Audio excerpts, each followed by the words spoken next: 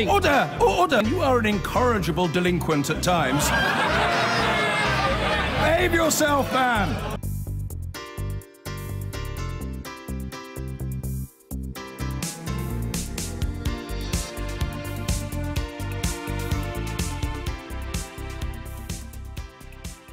The Home Office is to scrap immigration removal targets a day after the Home Secretary, Amber Rudd, said they did not exist.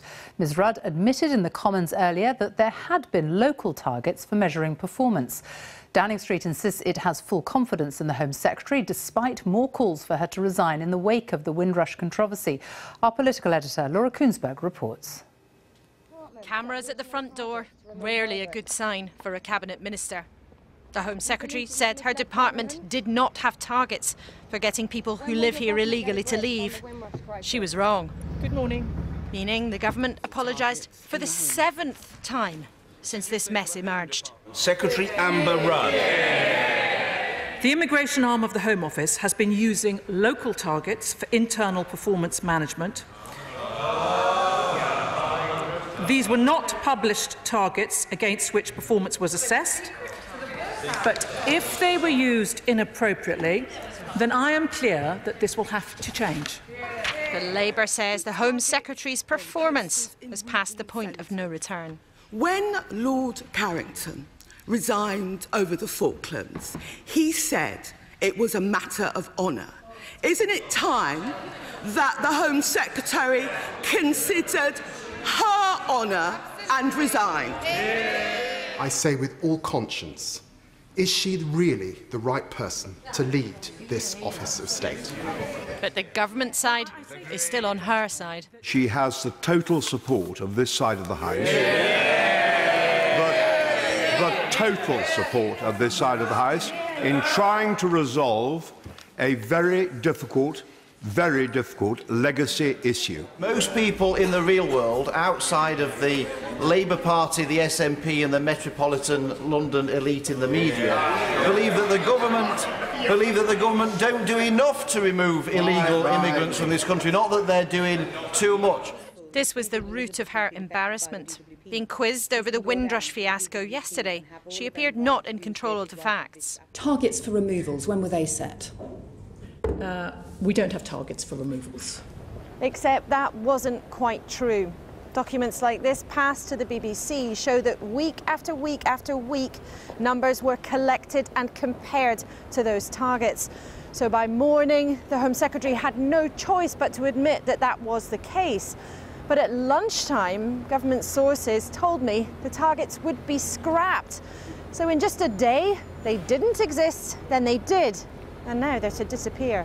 It's common for government departments to have targets. But for families like the Williams, there's unease about how the system works. Mum Nellie, who's from Indonesia, is desperately worried she could be deported.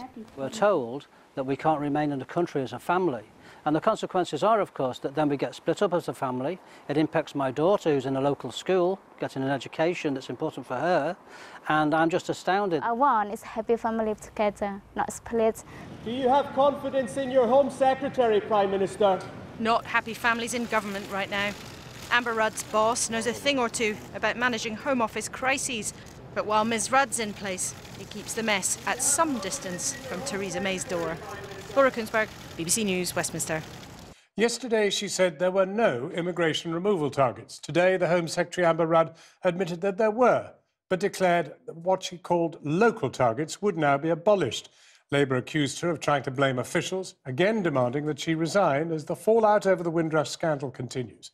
The Home Office is now having to deal with up to 2,000 cases. Our senior Home Affairs correspondent Simon Israel has met one woman whose 20-year battle to get a passport has been now promised to be resolved within a fortnight. I thought I was automatically a British subject. For the past 20 years, Adele Leslie has battled for a British passport. She was 9 when she arrived from Jamaica in the late 60s. Her passport had been stamped indefinite leave to remain. When it expired, she got another. But when that was lost, her nationality went with it as well. This has made me feel incomplete. How do you mean? Incomplete in the sense I don't belong. I don't belong. I don't belong. I'm not recognised like I have a status here. Even though I'm working, you know, I actually work for London Borough of Lewisham. I work for London Borough of Southwark. At the moment, I even paid into my pension. I'm getting a pension from London Borough of Southwark at the moment. And as far as I'm concerned, I still do not exist. The Home Office response has always been it has no records of her. Letters to David Cameron and Theresa May, when Home Secretary, got her no further. In the 6-page letter that I wrote to Theresa May and David Cameron, I poured my heart out to them. I told them I feel like committing suicide at times because it's like I'm living but I'm not living. The reply I got from them was very dismal. As far as I'm concerned, they didn't want to help. And yet today, she has become one of more than 1,300 possible Windrush cases so far identified this week by Home Office officials. Like Adele, many of these cases have escaped the attention of the Home Secretary, who returned to the Commons to explain why yesterday she was also unaware of removal targets, as revealed by a union official. Well, I haven't had the benefit of seeing or listening to the evidence she's given, so I'll have to come back to you on it. Mr. Williams? Do net removal targets exist? Surely you should know. I said earlier on, I don't think they do exist. The immigration arm of the Home Office has been using local targets for internal performance management. These were not published targets against which performance was assessed, but if they were used inappropriately, then I am clear that this will have to change. No one is yet claiming there is any proven link between removals and how the Windrush cases were ignored. This was your MP, was it? Mm-hmm. Adele Leslie would like some answers, just as her ordeal may be coming to an end. She says she's been promised by those operating the Windrush helpline that her case will be sorted within 2 weeks. I just broke down and started to cry. I broke down. Finally, I'm getting somewhere because of this crisis. When I needed help, there wasn't around to help me. But all I was getting is, sorry, I'm so sorry, we're going to sort it out for you, there's compensation. I really don't care about compensation, and I really don't care about sorry. All I want is my life back. But then how do you compensate someone who denied a passport for so long, has missed countless family funerals, weddings and reunions, as well as the emotional toll of being stateless? Well, Paul McNamara is outside the Home Office. Paul. Evening, Fatima. Well, we believe Amber Rudd is holed up behind us now. It's not where she's meant to be this evening. She was meant to be at a private dinner with a business group called London First. Her team cancelled that in the last 24 hours.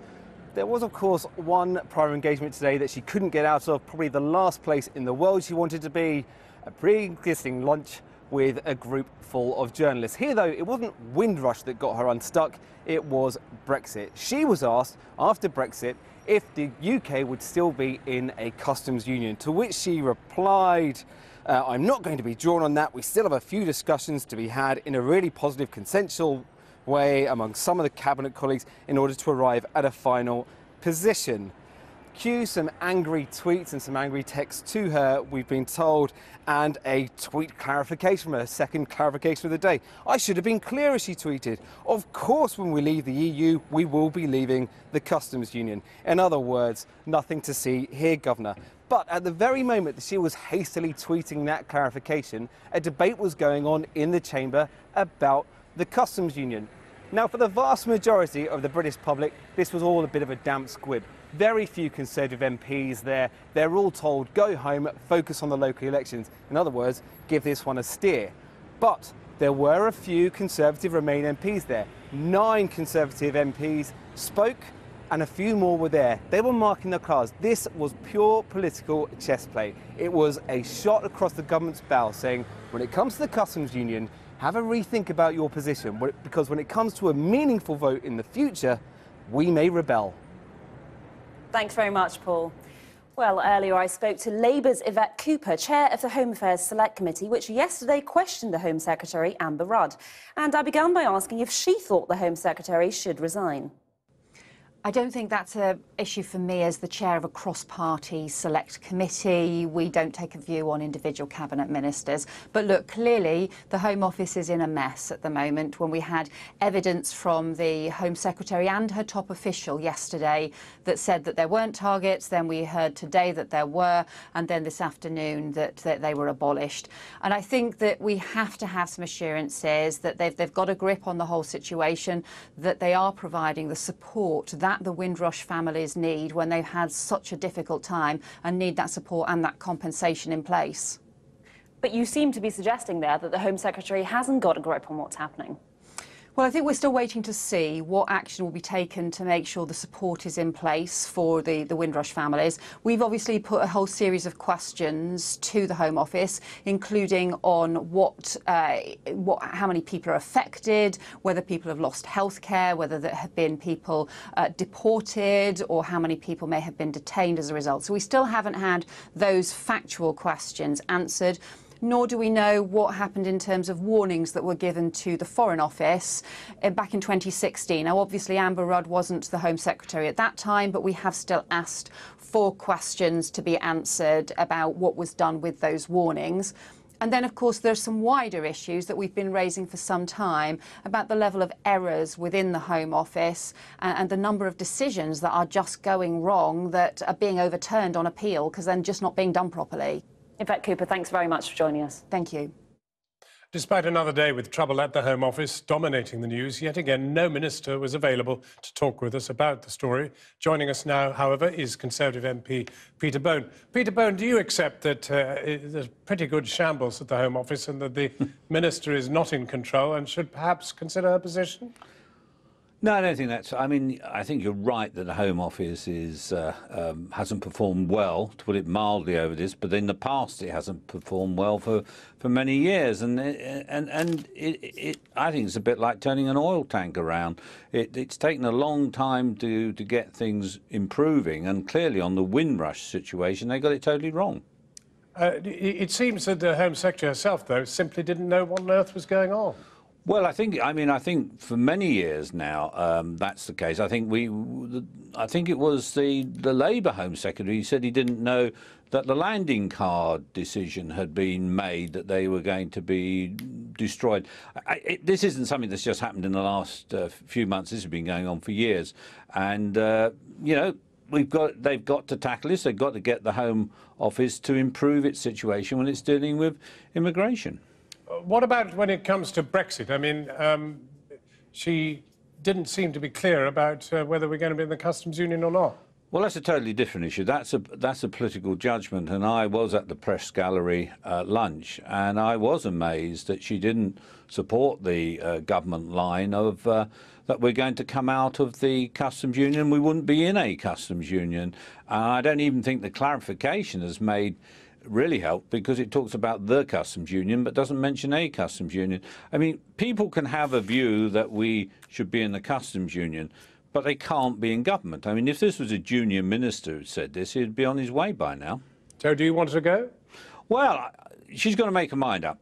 She's either got to get behind Brexit and support the Prime Minister. I mean, if this was a signal to the rebels on the Tory benches that keep on pressing for staying in the customs union, no, she shouldn't. She shouldn't be Home Secretary. She needs to clarify that, and pretty quick. Because if she doesn't support the Prime Minister, doesn't support Brexit, then she can't be in the government. You seem to be more worked up about that than about the cruelty meted out to the Windrush people. No, I think that's a little unfair. The thing with the Windrush situation was clearly something that's gone terribly, terribly wrong. But that has been going on for years, and it's not the fault of this particular Home Secretary. It's been going on.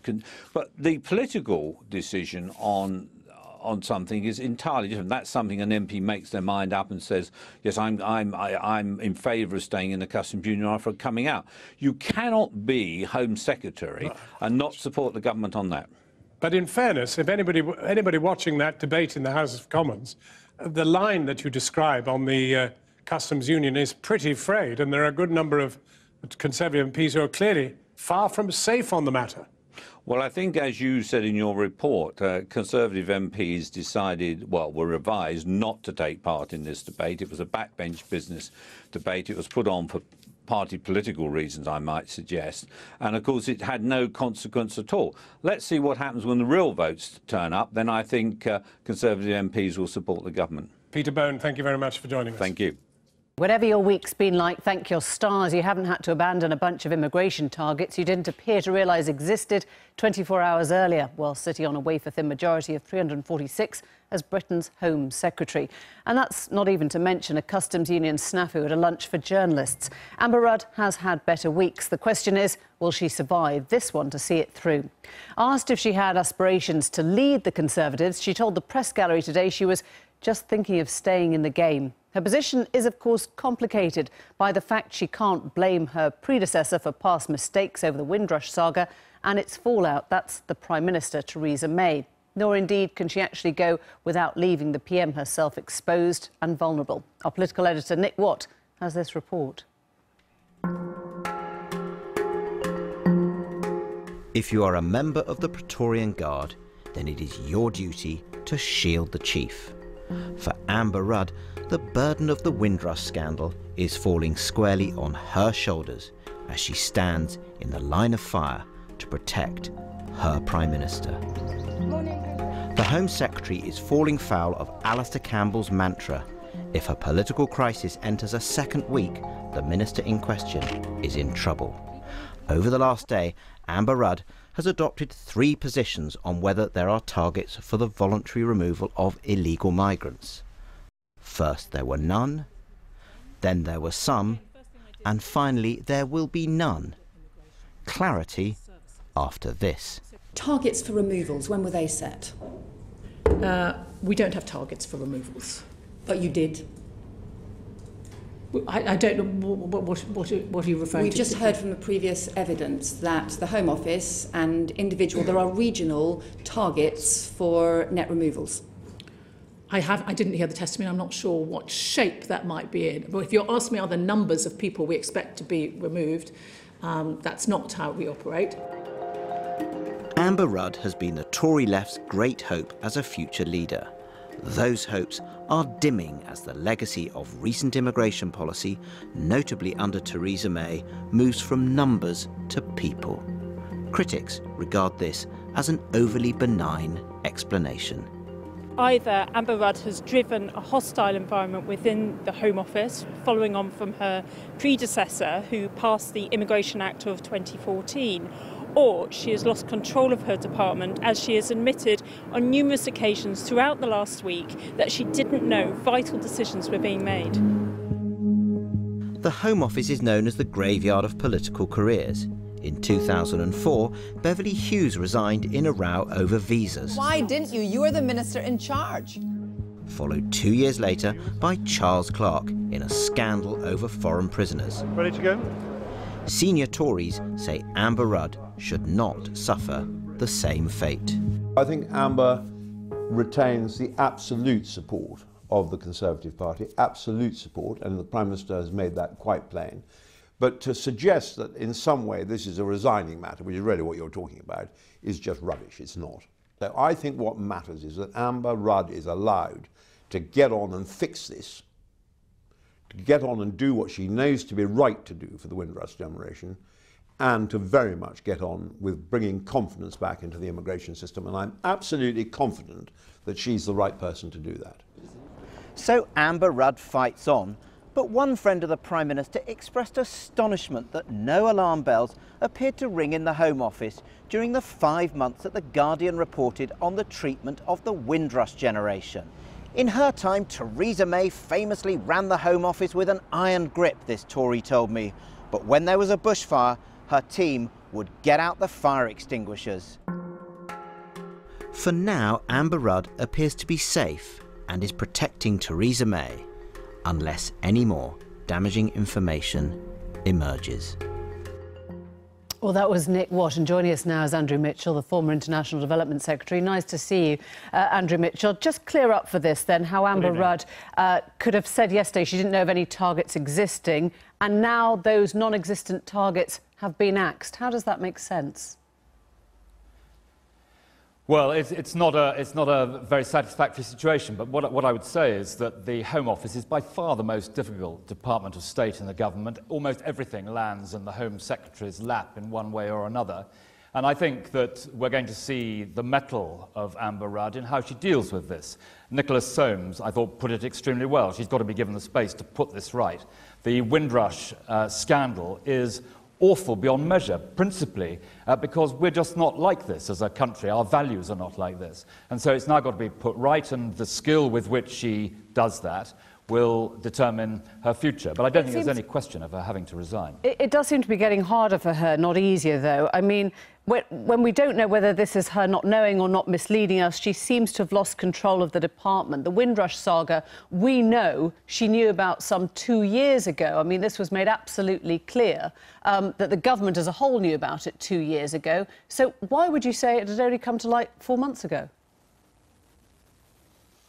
Well, you know, I don't know the reason for that, but what I do know is that these very difficult squalls happen to governments and to government ministers, and in the Home Office it's particularly severe. But my point is we have to sort this out because of the terrible nature of the Windrush situation, and Amber Rudd is the person who is going to sort it out. I think that these calls for her resignation are ridiculous. What we've got to do is to support her, and she's got to sort this out on behalf of the country and get it right. Ridiculous because, as Diane Abbott pointed out, she is essentially a human shield for her own Prime Minister, who was her predecessor at the Home Office. Isn't that what's behind this? Well, I think that this crisis does show you what an effective Home Secretary Theresa May was. She was 6 years at the wicket, dealing with a whole series of difficulties. And, you know, I think, as I say, these crises come quite often in the Home Office, and I think it's a measure of what a successful Home Secretary she was, that none of them caused her serious trouble. Well, isn't that the point, though? I mean, you call her an effective Home Secretary, but clearly this was all going on whilst Theresa May, now our PM, was the Home Secretary. I mean, this whole Windrush saga goes right to the heart of what she called the perception of the nasty party, doesn't it? Well, most people agree with Theresa May when she says that we should bear down in a firm but fair way on illegal immigration. The problem with this is that Windrush was nothing to do with that, and it's got caught up in that. And that is what is so terrible, because it undermines values which Britain has stood for all around the world, which we're respected for. And it is that Windrush has done such terrible damage to. I mean, if you listen to someone like David Lammy, who I thought in the House of Commons, notwithstanding what he said about Tory ministers, but what he said about the scandal of Windrush and its effect on Britain, I thought he was absolutely right. She also seemed to inadvertently make live a debate that the PM herself assumed was closed when she started talking about the position on Britain's membership of the Customs Union. I mean, she has invited speculation that that may now change, hasn't she? Well, I think she's cleared that up, but, you know, it was Amber's misfortune that she was doing a press gallery lunch today of all days. But, you know, I think rather than undermine her, we should all support her. I don't think there's any question whatsoever of her resigning. And she's got to put this right now. She's well able to do so, and we must support her to do that. But just on that point, doesn't it alert you to the fact that clearly somebody very close to the PM wasn't entirely sure of the PM's mindset now on this question of Customs Union membership? I imagine that Amber Rudd today was very focused indeed on the Home Office issues. She was slightly blindsided by that question, but she very quickly, I think before she'd even left the lunch, corrected it on Twitter. Andrew Mitchell, thank you. Thanks for joining us. So, Steve, it's been quite a week for Amber Rudd. You were telling me you have followed literally every committee, every word she's spoken this week on Windrush. How do you think it looks at the end of it? I've seen her more than my wife this week. I mean, I think, look, she's damaged her reputation. I don't think she's fighting for her political career as such because she's bomb-proof. Theresa can't get rid of her, one, because she's almost a human shield for the previous Home Secretary, Theresa May, and also because of the the uncertainty over Brexit, the imbalance in the cabinet, you can't move her to the backbench. But she's had an awful week. She just does seem to be more interested in her next job, potentially running for leader, than concentrating on her day job at the Home Office. Where does Windrush go from here? I think the next questions are going to be about other waves of immigration from the Commonwealth. It's clear, I mean, the cases that my Guardian colleague, Amelia Gentleman, who broke the story, has been dealing with, it's very clear they're not just Windrush people are caught up in this, there are all sorts of waves of immigration from the Commonwealth. And I think, so that has to roll through. And I think, then again, there are going to be further questions about how do we know that the guarantees that have been made to EU citizens after Brexit, how do we know that those can be upheld when it seems that the Home Office half the time doesn't know, the left hand doesn't know what its right hand is doing. Do you think she'll hold on, though? I think this rolls on forever. Well, as Steve said, I mean, she's in a position where it's incredibly hard. The minute she's gone, everyone comes after Theresa May, because if she resigns, it's over mistakes made and policies implemented in the Home Office when May was there. The only thing that I think could change that is if Amber Rudd herself decides that on day 27 of being, you know, pummeled from every angle that she's had enough. Right. I mean, it was Alistair Campbell, wasn't it, who said if a minister is in the news for over a week, then it must be time to go. She's held on longer than that. But she perhaps didn't help herself by making some rather interesting comments about Brexit at a lunch with journalists yesterday. She was asked whether the UK would leave the customs union after Brexit, which is, of course, government policy. And she said this: "I'm not going to be drawn on that. We still have a few discussions to be had in a really positive, consensual and easy way among some of my cabinet colleagues in order to arrive at a final position." She later said on Twitter, "Thanks to the press gallery for hosting me at a challenging yet enjoyable lunch. I should have been clearer, of course. When we leave the EU, we will be leaving the customs union. I wasn't going to get into ongoing cabinet discussions about our future trading relationship." Was it a mistake or deliberate? It felt, when you saw it, you thought, what else can she do now? But it seemed almost deliberate because of the fallout, and we know her position. She's very, very, you know, pro-EU. She's at the opposite end to Boris and Gove, and it felt deliberate. But I don't know, it's a car crash. And I think, look, I think she's set the hair running. She's almost followed Alistair Campbell's maxim and thought, OK, let's get myself out of the news. Let's get it back onto Brexit. And the talk is this customs partnership will now be shelved next week. And David Davis is very against it. Boris is very against it. Perhaps this was her putting it out there. Right. What do you think, Gabby? Was it a slip? I mean, those press gallery lunches... You don't just up to them. You know what's going to be said. Yes, they usually are thought about... saying about Brexit is going to be it's quite full of journalists. And it does... She answered a question honestly, I think. More honestly, in terms of where the position is at the moment, there is still, you know, this tiny 5% wiggle room. What if Theresa May can't get the idea of leaving the customs union past Parliament? What is our relationship with that? But you even answering a question honestly on Brexit is. This sounds weird, but just to answer a question honestly is potentially... We always want them to ask honestly, and then they give an honest... They're always very good at not answering a question honestly if they don't want to. The problem is the government has said what its policy is, and she knows that. Yeah, and if you then say, actually, we haven't agreed a policy, that then blows open the splits that we all... I was going to say, in my marathon of watching her this week, she's used that defence before when she was asked about the migration target by Yvette Cooper. I think last week. She said, I'm not going to be drawn on that now. And so everyone would say, oh, so she's not supportive of it. And I think she was asked about the net migration target yesterday and was less than effusive about it. And so I think she knows what she's doing, but I think she just wants to get the weekend and put her feet up. She can't be sacked for anything now. She might as well say whatever she likes. Well, as she said, it's bomb-proof. Her aides see in the odd newspaper articles, aides briefing about the Prime Minister, Amber's privately seething about having to clear up her mess. That's pretty hard out there. The Home Secretary Amber Rudd is facing fresh calls to resign tonight after leaked documents suggest she may have been told about immigration removal targets. On Wednesday, the Home Secretary gave evidence to MPs saying she had no knowledge of them.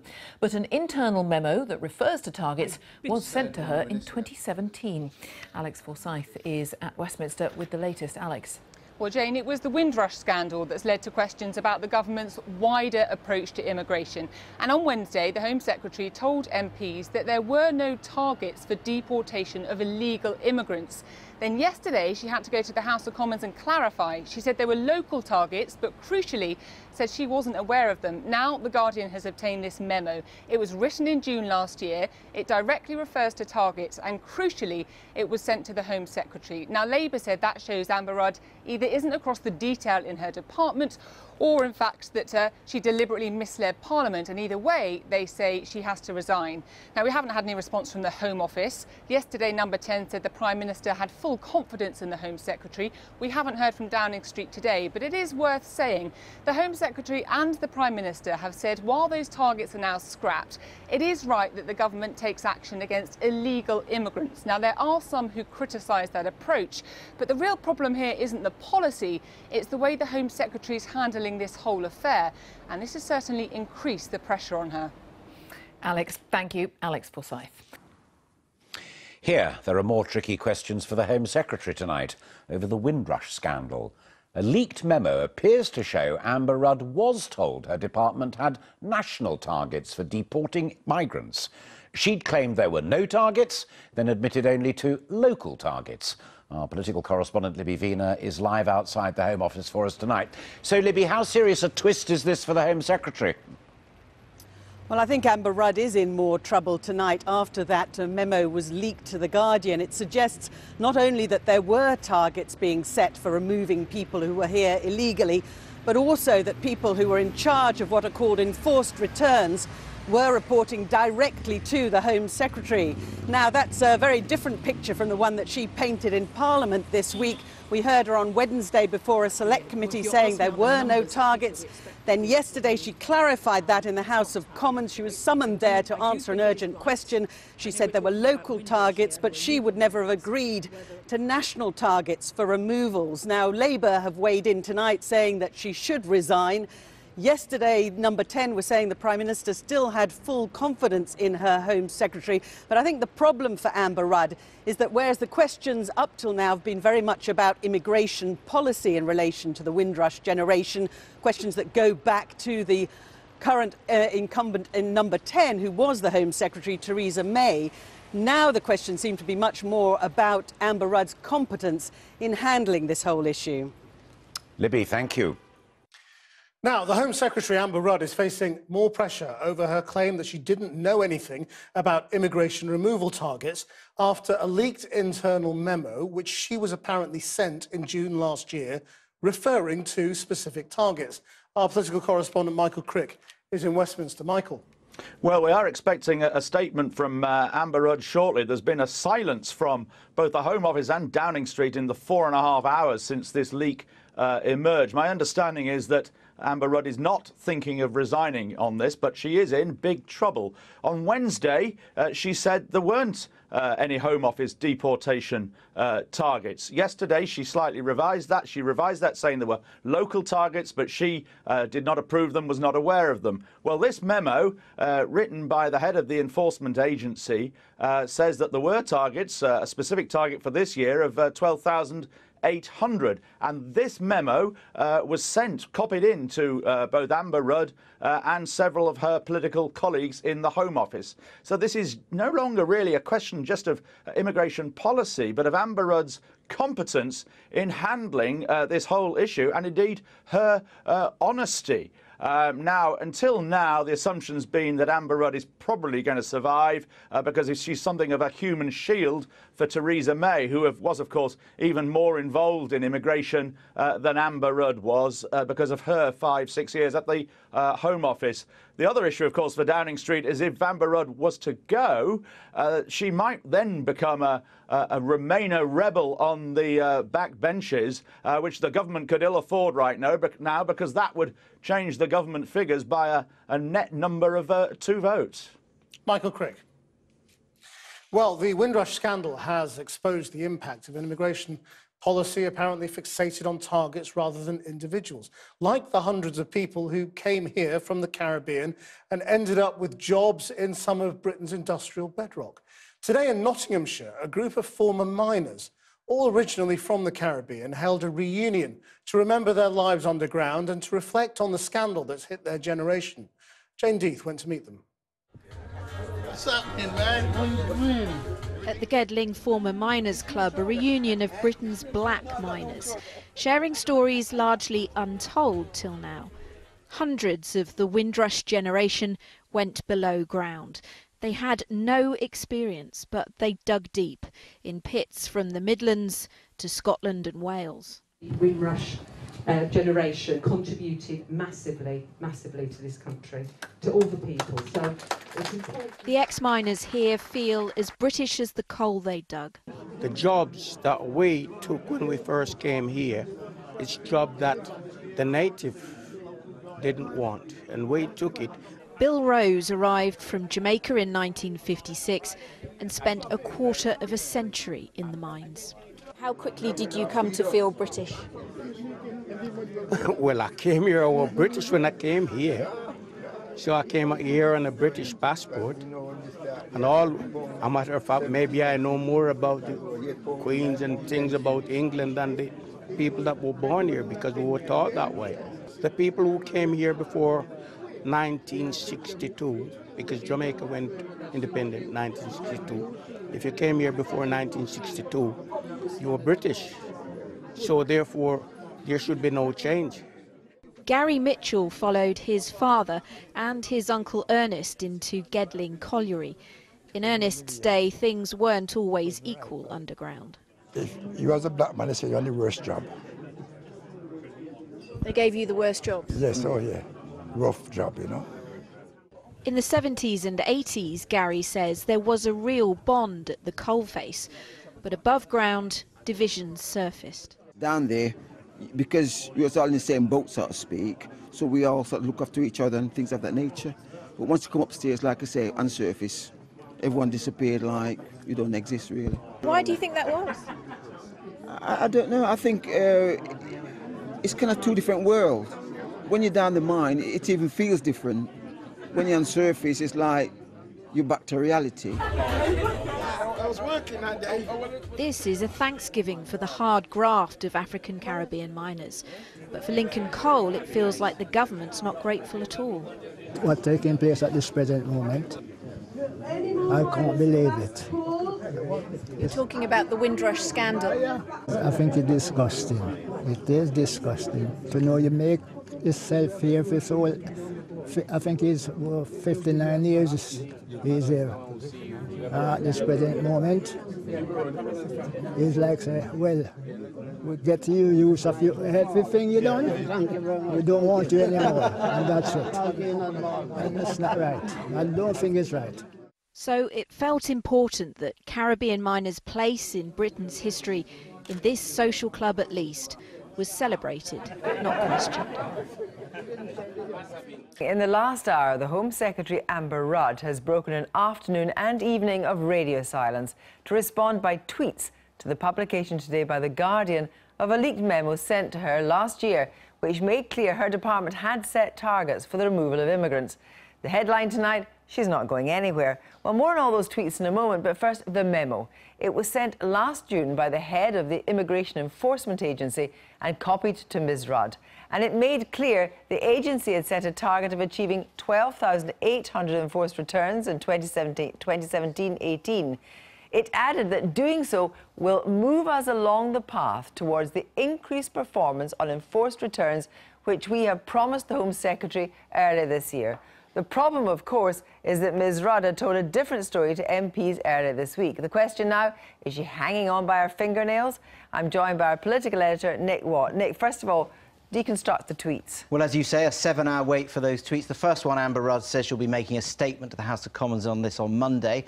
The second tweet, she repeats what she said yesterday, which was, I wasn't aware of specific removal targets. But the third tweet, this is the really crucial one, I didn't see the leaked document, although it was copied to my office, as many documents are. Now, the problem with that is that memo, as you were referring to earlier, basically talks about that these removal targets, we had promised the Home Secretary these earlier this year. So what this suggests is, at the very best, Amber Rudd is not across the work of her department, which is a difficult position for any Secretary of State. Especially on immigration. Indeed. And at worst, Amber Rudd is spending a lot of time with lawyers coming up with very, very carefully phrased statements. So what this is a full-scale political crisis for Amber Rudd, and she faces the fight of her life to get through this. And the fight of her life was kind of contributed to by the last 36 hours. That's right. I'm sure Amber Rudd regrets about 10 days ago being very critical of the work of the Home Office because there'd been a series of leaks from within her department to the Guardian newspaper. But this issue kicked off on Wednesday when Amber Rudd appeared to be blindsided in an appearance before the Home Affairs Select Committee when Yvette Cooper, the Labour chair, tackled her on this issue of voluntary removals. This is their exchange. And targets for removals, when were they set? We don't have targets for removals. But you did? I don't know what are you referring to? We've just heard from the previous evidence that the Home Office and individual, there are regional targets for net removals. I didn't hear the testimony. I'm not sure what shape that might be in. But if you're asking me are the numbers of people we expect to be removed, that's not how we operate. Well, that turned out to be accurate. So the next day, yesterday, Amber Rudd was hauled before the House of Commons, an urgent question, and she distanced herself from these targets. This is what she said. The immigration arm of the Home Office has been using local targets for internal performance management. These were not published targets against which performance was assessed, but if they were used inappropriately, then I am clear that this will have to change. So, two things. What's her calculation and what's Theresa May's calculation?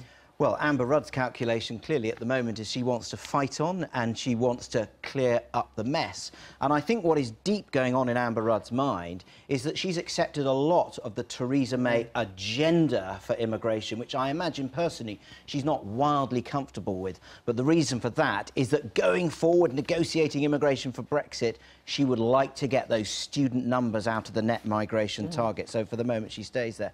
Theresa May's calculation, well, I've been speaking in the last sort of 48 hours to people who know Theresa May's mind, and I have to say they are absolutely scathing about Amber Rudd's handling of the Home Office. They're saying Theresa May had an iron grip.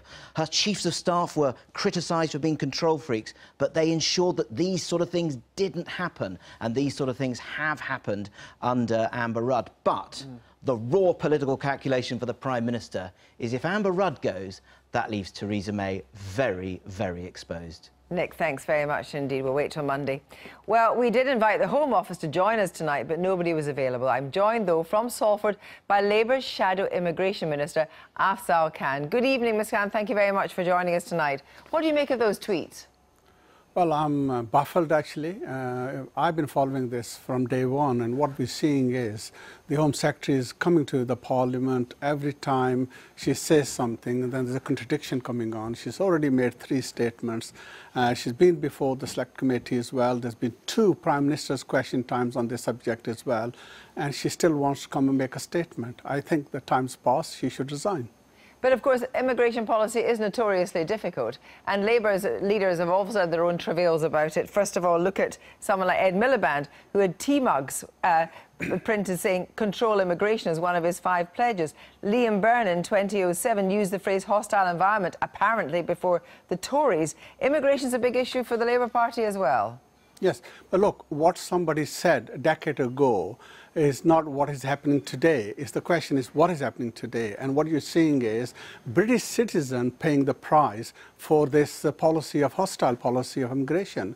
That's what at the heart of this. And I think what is happening is the Home Secretary is trying to protect the Prime Minister, because the Prime Minister is the one who was the architect of this, and the Home Secretary has been carrying on with this policy, and the British citizens are paying the price. Do you believe her, though, when she said that she didn't see the document, the memo? Well, the height of this acceptance is she's incompetent then.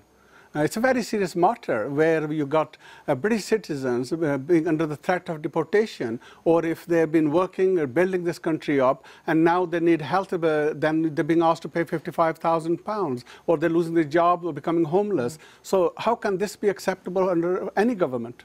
But you know from the doorsteps that immigration is a big issue for people. Now, let's say, for example, when you've got asylum seekers who haven't met the criteria and are not being deported and are being refusing to go, you know, what would a Labour government do about that? Would you give them an amnesty, or would you put people out of the country who are here illegally and without reason to be here?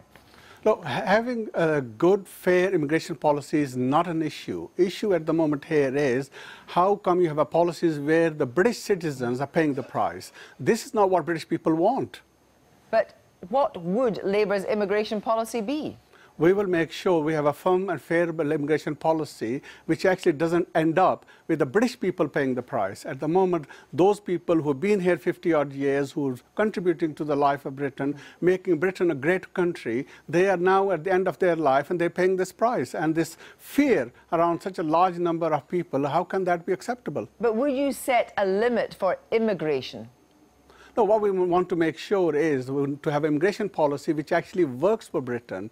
At the moment, what you see is a chaos all around the Home Office. Thank you very much indeed, Mr. Khan. Labour's intensified its calls for the Home Secretary to resign. Amber Rudd apologised last night for being unaware that the Home Office had targets for removing illegal immigrants from the UK. Well, this morning, Cabinet Ministers offered her their support. Our political correspondent Ian Watson reports. Morning, Home Secretary. Morning. We've been seeing a lot of Amber Rudd lately, probably more than she would like. Home Secretary, will you resign over Windrush? Was it Theresa May? Good morning.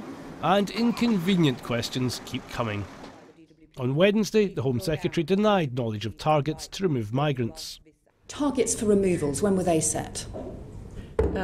We don't have targets for removals. But on Thursday, she was summoned to Parliament to clarify. The immigration arm of the Home Office has been using local targets for internal performance management. On Friday, The Guardian newspaper reported a leaked civil service memo copied to Amber Rudd from June last year, which talked explicitly about targets. In a series of tweets, she said she hadn't seen it, and she'll be back before Parliament to explain herself again on Monday. The Home Secretary's apologised, saying that, of course, she should have seen it, but she can't be held accountable or responsible for a document that she didn't see and for decisions that she didn't take. Usually, ignorance isn't enough to save a ministerial career, so why on earth is Amber Rudd still in her job? Well, I'm told that Downing Street made it clear to her that she still had vital work to do and that the Prime Minister retained confidence in her. And certainly it would upset the delicate balance in the Cabinet between those ministers who backed Brexit and those who, like her, voted to remain in the European Union if she were to resign. But critics say she's still there because she is in effect being used as a human shield to protect her predecessor at the Home Office, the Prime Minister herself. Amber Rudd cannot be the right person to clear up this mess. She didn't realise there was a mess until there was so much publicity in the newspapers. And the fact that she doesn't seem to know whether she has targets or not just reinforces the understanding that she's just not the right person. Amber Rudd has said targets were only used to assess internal performance, but now it's her own performance that's under scrutiny. Ian Watson, BBC News. Now, senior Conservatives have been rushing to Amber Rudd's defence after she faced fresh calls to resign over the Windrush controversy. The Home Secretary was again forced to apologise last night after it emerged her office had been sent a document detailing targets to remove illegal immigrants. Last Wednesday, she'd told MPs she wasn't aware that such targets existed. In a moment, we'll be hearing from the former Tory Minister Maria Miller, who knows what it's like to try and cling to a cabinet job in the centre of a political storm. Jane Dodge reports. Dependents, grandparents. The expressions said it all. Saying sorry didn't seem to be winning any hearts and minds in Brixton today. And therefore, the legitimate anger. This was a meeting to offer legal advice to those worried about the Windrush scandal. We can say demand resignations, but how are we going to ensure that our people here, rightfully, do not get deported? How can we be sure of that? Our children are like in mid-air, dangling, looking for a place to land. They cannot land. They don't know where to go. They don't know what to do. One woman knows only too well how devastating this issue has been. Her son Dexter Bristol was found dead after he lost his job because he couldn't prove he'd arrived here 50 years ago. She thinks the Home Secretary has to go. Well, I think she handled it in a very bad way, with no feelings, no conscience for any other people. Like myself as a mother, She had no feeling for anyone else but herself and her colleagues. That's what I can say. The Home Secretary faced calls for her resignation after telling MPs on Wednesday there were no targets for deportations. Targets for removals, when were they set? We don't have targets for removals. Home Secretary! The next day she changed her tune and said there were targets, but she hadn't seen or approved them. Now a memo has been leaked to the Guardian newspaper from the Director General of the Immigration Enforcement Agency to Amber Rudd and the then Immigration Minister Brandon Lewis. It refers to a target of 12,800 enforced returns and goes on to talk about a path towards increased performance, which we promised to the Home Secretary earlier this year. Either she has deliberately lied and misled Parliament, or she has a significant issue of amnesia, which is extremely selective and therefore lacks any credibility whatsoever. The Home Secretary has taken to Twitter in response. Once again, she says she wasn't aware of specific removal targets, that she should have been, and she's sorry. She said she didn't see the leaked document, although it was copied to her office, as many documents are. There's been target figures put up in local offices all over the country of what staff should achieve, and then she's telling us that there were no targets. This is more than odd. Amber out! Amber out! Amber Protesters in Westminster joined the call for the Home Secretary to resign. Amber Rudd says she'll make a statement in the House of Commons on Monday to respond to what she's called legitimate questions about illegal migration. Well, a short time ago, I spoke to the former Cabinet Minister and Conservative MP, Maria Miller, from her constituency in Basingstoke. I began by asking her, as someone who knows what it's like to be a minister on the ropes, what might be going through Amber Rudd's mind. Well, I think what Amber will be thinking this weekend is whether we have the right measures in place to be able to tackle what is an unacceptable situation for the Windrush generation. And I think the announcements that she's made this week really do demonstrate that it's fixing the problem, which has been uppermost in her mind. But clearly it has been a difficult week. But I think what we've seen is parliamentarians really recognising that she's somebody with immense compassion. And that's come through not just this week, but really throughout her time in Parliament. That's really at the heart of the sort of person she is. Compassion, maybe, but there have been serious questions raised about her competence. I mean, she told Parliament on Wednesday she was unaware her own department had targets for deportations, but her own officials sent her a document about those targets, and she reportedly personally set a goal to increase the number of deportations. I mean, either she misled Parliament or she doesn't understand what is going on in her own department, which suggests perhaps she was incompetent. Look, when you look at the scale of the work that goes on in the Home Office, it is inevitable that there will be times where policies that have been discussed may not have been brought to the attention of the Home Secretary, and that certainly seems to be the case in this instance. I think if I were in her position, I'd be asking some serious questions on what is probably one of the most, if not the most important area for her at the moment, why she wasn't more thoroughly briefed on that.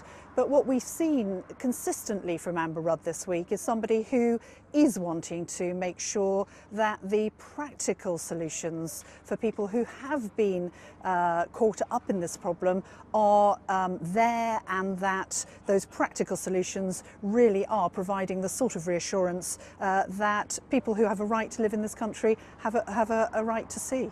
When you say she should be asking serious questions, you mean questions of her officials? Are you suggesting that her officials have let her down on this?